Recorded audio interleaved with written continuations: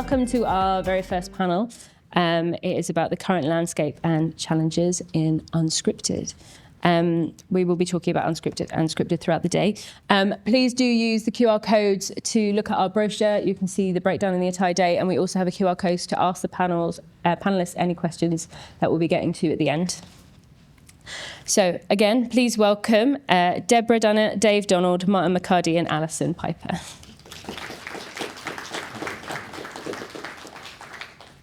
Did you guys want to do a quick recap of where you are working and all of that stuff? Deborah, do you want to go first? Can you all hear me okay? No? Can you hear me now? Oh my God. Jeez. Okay, so I'm Deborah Dunnett. I'm a commissioner for lifestyle at Channel 4, which is just round the corner. I look after lots of joyous programmes, but I work with lots of Scottish indies. Like, what have we got? We've got IWC, Firecrest, Red Sky, Raise the Roof. I mean, pretty much all, Ricochet, pretty much all of them. So if I've left you out, sorry. Is that okay? Perfect. Hi, I'm Dave Donald, Junior Commissioning Editor at Channel 4 and Lifestyle, working with the other D surname thing. You need to have two Ds to work at Channel 4 in Glasgow, it seems. So I work across a portfolio of channels, so Primetime, Channel 4, More 4, and yeah, just across the board. Run at Channel 4. There's a big 4 on the side. I keep telling people this. We're just behind the City Chambers and nobody knows where it is, and there's this massive 4 on the side of the building that no one's ever seen. People in this room know where it is. Have you seen it? This is a well-informed crowd. I like this. You should have had yellow, everyone will see it. I think there was a lot of planning regs about that 4. Yes. It's a beautiful thing. Great to be here. Great to see you all as well. Oh. Is this working? No? Okay, I'll take that one then. Is that working? I'm Martin McCardie. I'm currently still the executive producer on River City, although we've finished filming. Post-production and the decommission of the building carries on till the end of August, so I'm still doing that. My background is as an actor, a writer, then a producer, and I set up the training academy at River City, which is partly what we'll talk about today, and I'm moving on to Screen Nets with Alison to carry on that training and the ethos of trying to give people a chance in the industry. So hopefully the legacy that River City had can carry on once it's gone. That's my plan. It's been a very tough time in the industry for the last couple of years. What have you found the main challenges have been in unscripted commissioning, and how do you think, well, I guess you only talk for Channel 4, but how do you think the industry and Channel 4 are responding? Look, there's no denying that it's challenging at the moment, and it was funny, I was just talking this morning about the fact that it used to be cyclical. So for us it used to be, the advertising market's down at the moment, but you knew it was cyclical and it was fine.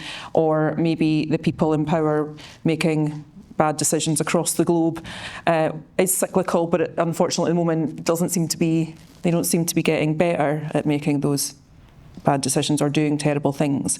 And so I think it is acutely challenging at the moment because it doesn't feel cyclical, you know what I mean?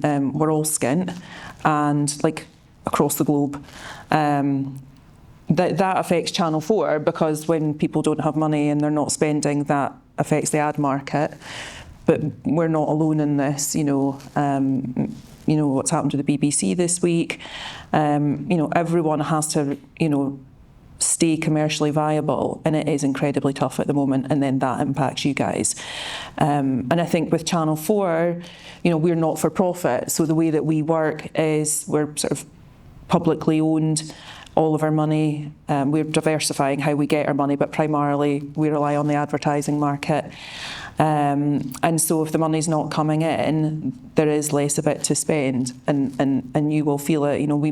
All those indies that we're listing, we have so much production in Scotland, and so when there's fewer titles to go around, inevitably, as part of everyone else who's commissioning here, but we are a big commissioner in Scotland, so you will feel it, and we recognise that. what I would say is we'll keep going until we're told not to, though. You know, we will always be here, and we're still commissioning in Scotland. Part of our strategy of how we meet the challenges is to diversify where we get our income from, and we're doing that, and we're doing it well, and we're, you know, as I say, we're still here and we're commissioning. Have I missed part of your question? Because my brain will do that. I guess how are you still reaching audiences across, I guess, your more traditional broadcasting? Take that one, Dave. I mean, you can't. I mean, you don't have to. I mean, look, it is challenging right now, but it's all about connecting with the audiences. This is why we're all in this game. This is what we do. We're storytellers, and we want to tell stories to as big an audience as we can. If the audience is moving to different platforms, we need to meet them there at eye level, and that's so important. We've got Channel 4, our main channel, but earlier this year there was a kind of key moment for us where now actually more than 60% of young people are now consuming Channel 4 services digitally rather than on the linear channel. That feels, and it crossed over the 50% mark at the start of this year. That feels like a shift's happening, and it's a structural thing that might be permanent. So we need to be there, and we're looking at that and across the business as to you know, where that audience is. We've got a YouTube strategy, so we're putting a lot of shows fully formed, long form on there as well, because a lot of people are watching YouTube on their TVs. Interesting, YouTube starts as a short form thing, but actually now they're going into long form, basically television. So maybe that's the platform of the future. Obviously, we want them to go to Channel 4 streaming as well to watch it. But our commitment actually to Scotland, just to underline what DD was just saying, it's structural. I mean, we spent more than 17 million in Scotland last year. And the fact that we're here is a key. There's no point in us being here. It might as well be in Hospital Road if we're just going to commission indies from down south. The reason that we are based in Glasgow is so that we can be structurally across the UK and connect with people here in Glasgow and get all you guys back to work. But yeah, to answer the question about the audience, we have to meet them where they're at. And if that's where they're going, they're telling us a message. I mean, just think about it yourself, how much time you spend on your phone. You know, are you sitting looking at iPlayer or Channel 4 streaming, or are you on TikTok or whatever? So, and if they catch some of our content on TikTok, then they maybe go and watch the long form version of it. You know, even spoilers work well, as we know, then they'll come watch the full show. So we're always doing work to look at that, to see where the audience is and how we can meet them. Where do you see the future of unscripted going in terms of, is it more leaning towards the kind of digital first chat that Channel 4 have, or is it, do you not just talking about Channel 4 but across the industry, do you see it all leaning a bit more away from terrestrial broadcasting and being a bit more open then? Don't go there. No. It's only because, so we've actually publicly said, yeah, I think our commitment with Ofcom, we're 1.5 years into a 10-year licence with Ofcom, right? And part of their commitment to us and our commitment back to them is that we will be digital first, like aiming for sort of 2030. But we still have a linear licence, right? We've still got a linear responsibility. We're still a public service broadcaster. So I get a bit itchy when people start talking about, almost like we should be like a streamer. So we're still a broadcast VOD. Do you know what I mean? We still have a linear responsibility. 70% of what we do in peak has to come from production companies with teams of people that are here. 45% of what we do throughout the rest of the hours as well. And so, and we're still serving the public that, and quite often, I mean, it's wonderful that people are meeting us digitally, but there's still an audience on linear as well. We're also regulated, we're also fact-checked, do you know what I mean? And so the word terrestrial to me still stands for something that the audience need. Like there's wording in our Ofcom, it sounds really boring, but there's wording in our Ofcom statement, or the Ofcom statement about Channel 4's licence renewal, about helping civic understanding, of what's going on in the world. And that is independent news, or news that's free from agenda, and lots of things again that, it's sort of, I feel sometimes when we talk about those things as if that's old and then digital's young. It's not. Like, audience will pick us up in lots of places, but I don't think it's about abandoning public service broadcasting to then just do drama, reality and true crime, because I think that's don't hand somebody a quote, but that's a tricky world to be in, right? Because that's not real people, that's not portrayal, that's not representation. That's a very skewed little place to be in. So I am going to wave the flag for public service broadcasting, and I won't do the rest of my 30-minute TED talk. I mean, we have heard a lot of talk, between freelancers and just across the industry of saying, is there any point staying in unscripted? A lot of people have moved into scripted work because can I take it back? because of the not Channel 4, but across the board. I mean, the BBC have definitely said the fewer, bigger, better, which we've all felt the hand of. Do you see that as something that is likely to go forward, or maybe that's a bit of a failed attempt? If you don't want to answer these, No, totally can answer that, because again, that's part of our strategy at the moment, and what we've agreed with Ofcom is, yes, we'll be, we'll go and meet audiences where they are, and we will be more digital facing, but at the same time, like I mentioned about origination, so the team that we work on, and I think this is important in Scotland because, a lot of the industry here, hopefully a lot of you have delivered stuff to us. If you haven't, come and say hello and find out who we are and what we do. But it's like a lot of the linear hours come out of Glasgow, and you don't get to do the fewer, bigger, better without our team. So it is part of the strategy that our team commission lots and lots and lots and lots to feed the beast, that then allows more money to be put into, the fewer, bigger, better of those sort of favoured genres. And we can't do that without all the people in Glasgow, and around the rest of the UK as well, but it's something that, it's a specialism that comes out of Glasgow, and it's absolutely amazing. And I think, given that our team look after more than 50% of Channel 4's output, that just shows the balance of what you need to do to sort of stay alive and thrive as a broadcaster in this modern landscape. We're incredibly grateful for it. Thank you. Back on the TED Talk. I'll grab that back. Did you have anything else to add, or we? I think Dee covered it. Right, moving on to a more scripted point of view. So, Martin, obviously we've spoken about high-end dramas, Outlander being probably the one that most people have worked on in scripted in Scotland, has been underpinned by River City, and obviously that loss has been huge for everyone involved.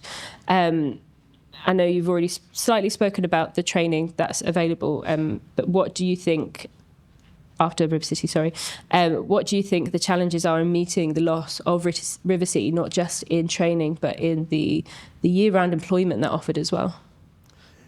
Yeah, I mean, it's massive. It wasn't year-round by the time we finished. It was 12 weeks and 12 weeks.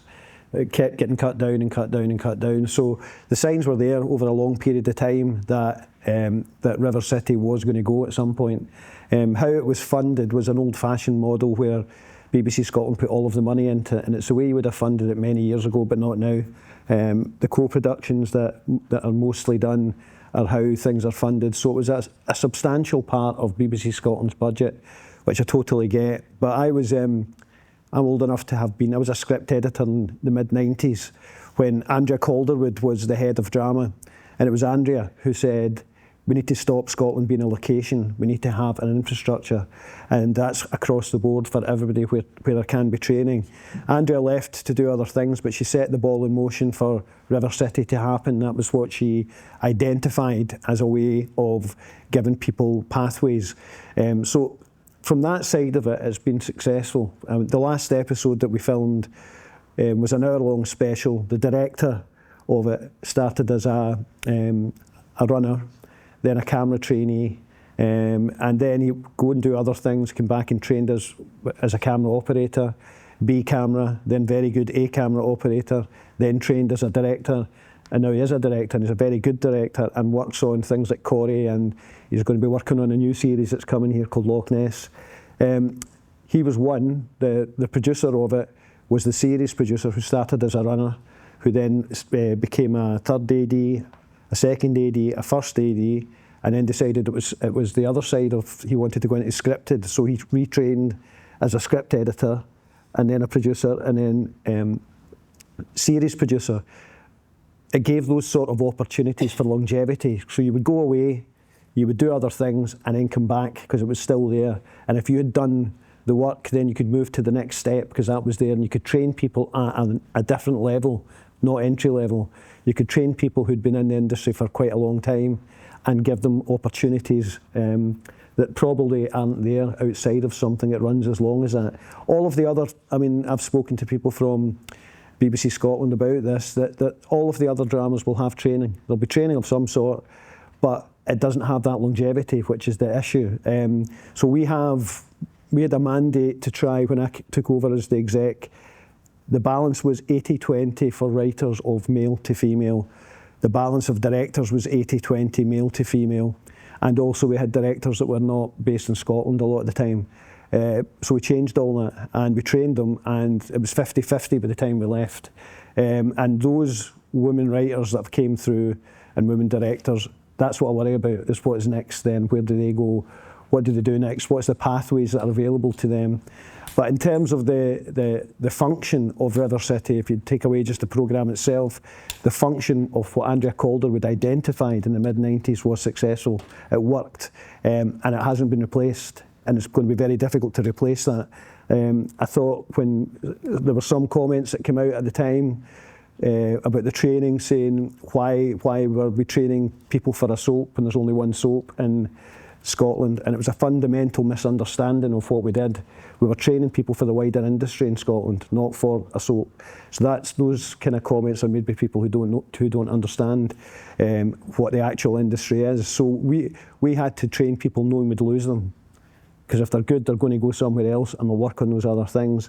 But we tried to make it an environment where they'd want to come back and where they could take steps up, which I think are difficult in other areas. We tried to encourage people to come from the local area in Dumbarton as well, because that was like, when I took over, there wasn't anybody from Dumbarton, which I thought was incredible. But that was a lot of people there at the end as well. So we were able to do quite a lot with that. I did a training thing in, I think it was 2023. Oh no, it was 2022. And I won a BBC People's Award for it. Yeah, no, I've not heard it either.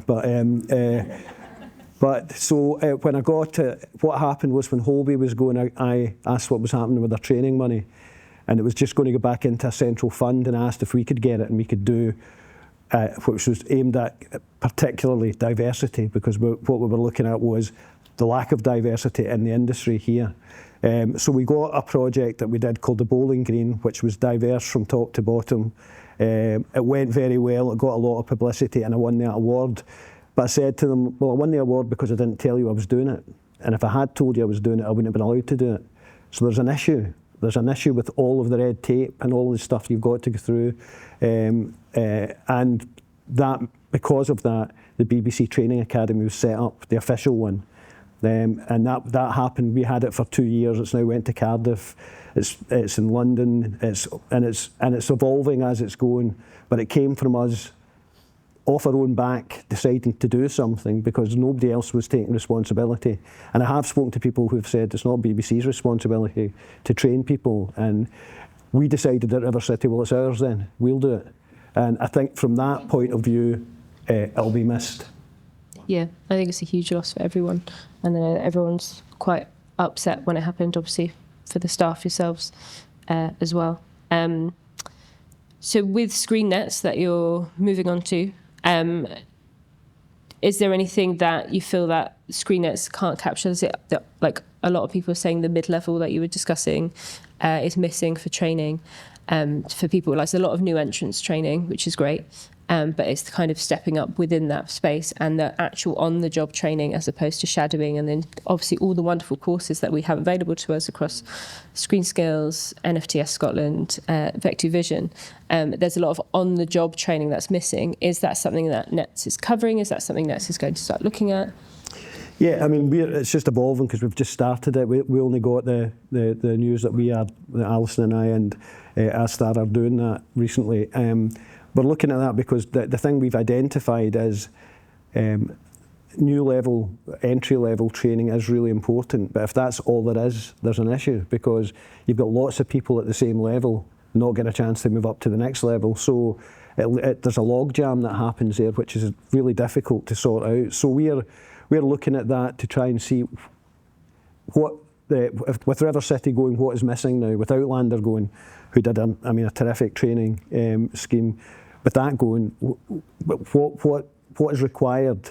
So we're already talking to some of the other. ScreenNets will not be in competition with the other training that's happening. Like Screen Skills, for example, do really good training, and we've spoken to them about how can we do this without standing on each other's toes and try and work together for the wider Scottish industry. Talked to NFTS about their training, and there's ways that we can link that. So the big thing for me with ScreenNets will be trying not to make it an isolated thing, to try and make it part of a bigger thing where we're all doing it together in terms of some sort of structured training that has outcomes and possibilities for people that with something like River City going is much more difficult, I think. But it's exciting. It's the area that I would like to do in terms of bringing people through. A bit like Dave spoke about earlier there, is that what I'm finding is a lot of experienced people are saying, I don't want to go through the whole BBC commissioning process ever again. I want to do small dramas, some of them vertical dramas, some of them for YouTube. So I know really experienced people that are going out to do that now with minimal amount of money, minimal crews, looking at how they're going to be able to make money from it to do other productions. And it is a way that that's going to go, because YouTube is now more watched in Scotland than BBC Scotland is, and that's just new. That was not the case up until this year, and it's massive. I think that, and I think that will change things. So in terms of our training, what we are now saying is, are we better placing somebody on a high-end production when they'll be in the background on the shadows watching other people do a job, or should we be looking at some of the smaller things where they'll be asked to do? They'll have responsibility earlier, and they'll be working like any other member of the crew. So we're trying to identify the best form that we can do, which is going to encompass high end and low budget, if we can do that. Wonderful stuff. This is a question to everyone. What do you see the strengths of the Scottish industry and the workforce and the benefits of working in Scotland? And that's open to anyone who wants to answer that.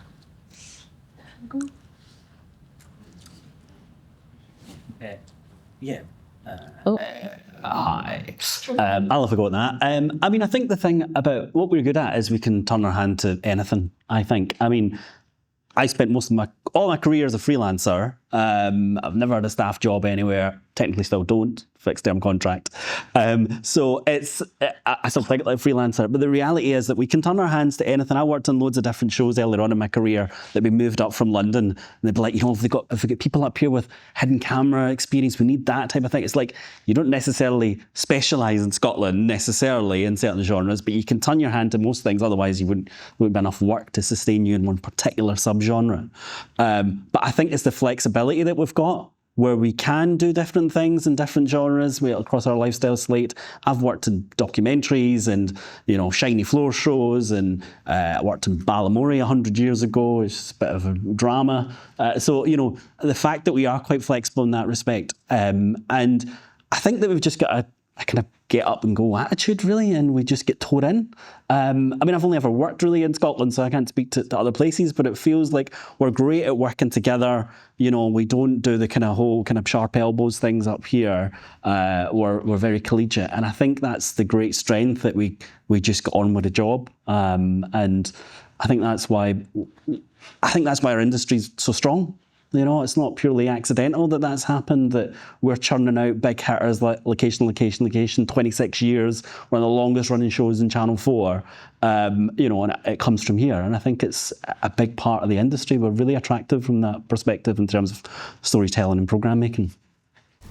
And if I can pick up on it, because you were mentioning low budget, and often I think when you hear low budget, everyone goes like as if it's some sort of compromise. It's actually a skill set, and it's not about ignoring welfare or any of these things. I actually do call it a specialism, and on our team, when we get sent a pitch deck, we can tell if people are good at low budget, right? You can see it, and there's like an economy of what they're doing, right? like say the opposite, you get sent a deck and there's just frivolous stuff all over the place that the audience doesn't need and doesn't want. And it's sort of, I think, the way that we've got used to making, say, for example, lots of daytime in Scotland, it's because editorially we're brilliant, we're really sure-footed, we know what story we need to get, we've got our shopping list, like, you know, we manage things properly, and we're not, you know, I don't really have time or the money for people to sit around and chin-stroking an edit for 13 weeks. Oh, what story do I want to tell? Like, tell the story and tell it well, and be really sure-footed in what your audience wants from you. So I think, like, for me, yes, we can turn our hand to anything. In Scotland during COVID, you guys were all absolutely amazing. Like, I was commissioning like that straight away because Scotland went, oh, well, hold on a minute, what do the audience need right now? And then we're ringing me up and we were ready to go. So there is that, but there is also the specialisms of the kind of stuff that you've made for us, which I just think is about being so editorially sound. It's really impressive. I would say as well that there's a new series happening just now, and the producers of it aren't based in Scotland, but they've been talking to us about it, and it's been interesting trying to show them that it's not the same here as it is maybe in London or Manchester even, in that you can have somebody works on a high-end feature film that then works on River City, that then works on a kids show, Balamory, then works on River City again, then works, and that doesn't really happen in the same way. But it means they turn their hand to everything.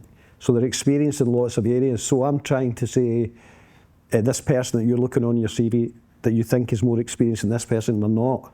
This person's got a broad kind of range of skills. I would say even in my own as a writer, there was once a meeting I was in London when the guy said, your CV is mental. He says, you've got like Tinseltown and Taggart and Katie Morag and Big City Park. And it was like, yeah, well, I live in Scotland. So, you know, you turn your hand to what those jobs are, and they're all good and they all give you experience in other ways. So I would say that the workforce and the freelancers here are as good as you can get anywhere, in my opinion. And I'm always trying to say, don't bring people up, use the people who are here, because they're very good. And there is an attitude of, oh, we're going to Scotland, I wonder if the people will be, and you know, they're underestimating what they've got, what is here. Thank you. What does Scotland need from the wider industry? And I know you might not be, they're all ex-freelancers here, but what do you feel that Scotland needs from the wider industry? I know we've kind of already touched on having a bit more faith in the skills that lie within the freelancers that live here, but is there anything else that you can think of? I just think long-term strategy. What Andrea Calderwood identified in the mid-90s was there is no strategy for anybody to have a career. They go from one thing to another and hope that something else might happen.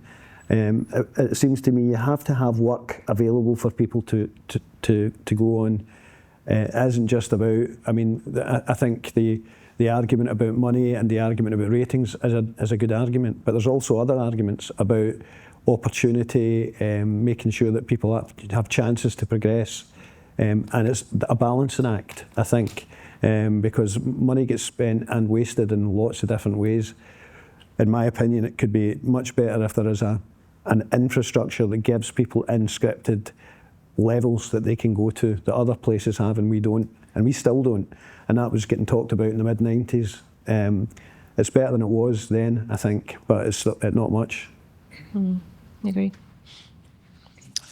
Just to add to that, I think certainly helping people move up in that kind of mid area of your career is so important. We've got 4 Skills, which is our main kind of training programme. It's a £10 million last year programme, and we do, as part of the Accelerate, as a kind of mid-career level, we can help people move up, fund positions on shows like Game of Wool, for example, in Scotland, so that they can get those opportunities, because, yeah, you can get stuck at a level, and how do you get that next step up to, from researcher to AP or whatever it might be, or get into the edit?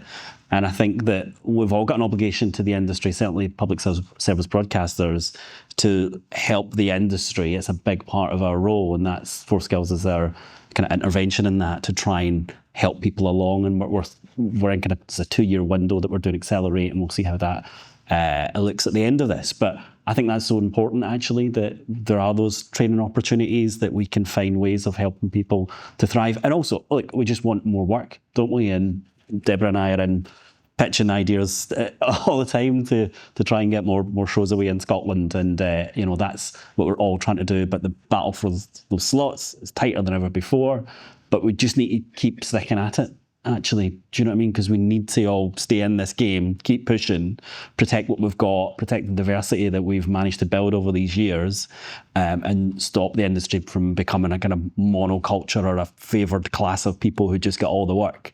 We just need to keep fighting in there and keep fighting our own corners. We were all kind of freelance, basically, and running your own business. You just got to keep battling and pushing and try to get into those jobs. We've kind of spoke about this earlier, about the feast and famine nature of the work. And yeah, a lot of the work, especially Scotland, happens during the summer. Obviously, when we have 5 hours of sunlight, that makes outside filming quite difficult. But we do have a lot of our studios that are being built here, especially in the scripted sector. Part of the Film and TV charity and the University of Leeds joint report focusing on class in conjunction with other diversity protected characteristics found that those from a working class background were the most affected by the feast and famine. They're the ones who bore the brunt of it because they couldn't afford to keep themselves going over that quiet period. I mean, I'm not ashamed to say I worked in shop over Christmas many, many times of the year, over many years of my career. There's an elite, what's the word I'm trying to find? There's an eliteness attached to people going, oh, but you've left because you're now stacking shelves in Sainsbury's. Which, but that's not, I mean, I'm saying this for everyone, that that's not what this industry is for. We're freelance, we can do other jobs and come back, and we'll be touching on that in other sessions later. Do you feel that there's anything that, apart from creating more funding, is there some type of structure that could be put in place to make sure that filming happens all year round? And I know that that's such a complicated thing to say in one sentence, but are there ways that could be a step in the right direction to support those freelancers who can't support themselves during the famine times? The answer might be no, but I'm just asking your thoughts on that. I mean, I think you'd have to think outside the box, big style for that. Like when the Dumbarton Studios we knew that they were going, I talked to a few people about if they were getting kept, what would you do with it? If you didn't have a show like River City, how could you make it function all year round? And my thoughts were, well, you'd have to have a training academy of some sort, and what you would have to do is train people on making content, so content is coming from it, and you can make that work, and that's an all year round thing where you have freelancers coming in. And they all thought it was a good idea, but it was so late in the day for any, I mean, I think once the decision was made, there wasn't time for people to do these things. But it's that type of thing of going, okay, we're going to set something up that is all year round, that will create content, that will have training, that will use freelancers. It has to have that will to do it. And if you don't have that, it's difficult, because quite a few different people have said about the training and freelancers, it's not our responsibility. So I don't know whose it is, but a lot of people say it's not theirs. I've got one more question before we finish. We're running slightly over. What is being done to reduce the wide gender gap for women writers and directors? Is there an opportunity to support international women's talent for Scotland projects as well? I don't know if anyone has any answers for that. I don't know if there are any. I mean, we BBC Scotland asked us to look at that, and BBC Studios, and it was obvious when you looked at the statistics, something was wrong. And it is about opportunity. And what we found was there were the traditional schemes that are a lot of men apply for, and not as many women. And we found that generally, there's a very generalisation, but a lot of the women were at a higher level than a lot of the guys when we were giving them chances to write scripts, for example. And it was just that they hadn't had the opportunity to come forward. And what we did was we linked up with the Oran Moore to play the Pie the Pint. We looked at all the new writers coming through. So Johnny McKnight, for example, who wrote the last episode, we got him from there and trained him. And we did that with a lot of different people. But what we did was then we actively went and looked for the women writers who were writing other things in other places, and we targeted them and asked them if they would like to come in and if they would like to go through the shadow process first, and then actively looking to create an equality in the gender balance, so actively going for that. All of the trainees that we had over the past 4 years were all women as directors, because the reason we did that was because the gap was so massive that to actually get it back to 50-50, if we'd continued, we'd have probably looked at having men next year, probably, because it's 50-50 now. But there's no official scheme. We did that ourselves as well. And it feels to me there aren't any. I don't know if you guys have got them, but not any that I can identify that are specifically for that. And it just means that, you know, the old way will continue if you don't have opportunities that give people, you know, positive discrimination in a way. I suppose that's what it is giving somebody. If you're going to redress the balance, you've got to do something about it, and you've got to make difficult decisions and say, well, that's what we're doing. But there's no official that I know of. I don't know you, Alison. Can I just add one last point to that? And I think we need more of that across the board in our industry. I mean, who wants to work 14-hour days, 2 weeks in a row, when you can maybe split? I mean, I've done days like that, and it'd be great if I could job share. So I think it's not just for women, but actually it's great that we have that for women. But I think across the board, it would really transform our industry if we saw more jobs like that were open to part-time or job sharing. I think that'd be amazing. Brilliant. Thank you very much. Thank you everyone for taking part. We'll finish that here. We've run over a little bit. I can ask if anyone wants to talk to the panel. We do so outside. We're just going to take some photos and have a bit of a social media blitz. Our next session in this room is at 11:15, and it's called Pivot, Making the Most of Your TV Skills. And the next workshop upstairs is Screen Skills, talking about all of the training that's available via Screen Skills and all the funding that they provide at 11:30.